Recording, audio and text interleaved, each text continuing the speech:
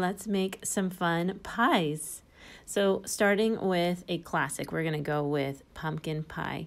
Both of these have the same background. Super easy. Paint a sheet like crazy with oranges and browns. While that's drying, create a bit of a stencil. To create a perfect triangle, take a rectangle, fold it in half, and then cut across.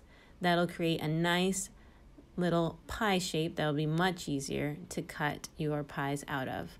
Now comes the fun part. I like to use a little bit of pen white by Dr. P.H. Martin's to make my watercolor paint even thicker. We're going to be working on top of what's already been painted, so that's kind of necessary.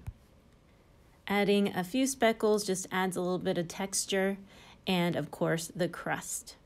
To make the whipped cream, I really just swirl that white paint around and then create shadows with a really light blue. Right under that whipped cream, we're going to need a little bit of a shadow with a very light brown. Let's try some pecans. So with the pecan, we will be working with kind of these oval shapes that I created with 3 brush strokes. They almost look like hooves.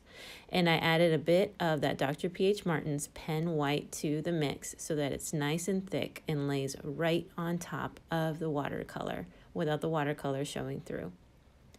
So after I create those 3 swoops, I go in with a very opaque brown. So a dark brown to create kind of the little recesses within the creases of the pecan. You can play around a lot with different browns. You can work wet on wet or wet on dry. There's really no wrong way to do it. And if it goes wrong, just make it all one color, let it dry, and make your 3 stripes again. You can do that really easily by fixing things later since you're working with something that's a little more opaque. What's really going to make them pop is that stark dark and that stark light. So we'll add some white highlights on top and a little bit of a shadow beneath each pecan. You're going to get to see me do this all at once as a little bit of a review with the pecan here at the bottom at the tip of this pie slice. So this time I started with a light background and then added the dark creases in, added the shadow, same steps as before. I just wanted to show you that you can start with a light color or a dark color because no 2 pecans are exactly the same.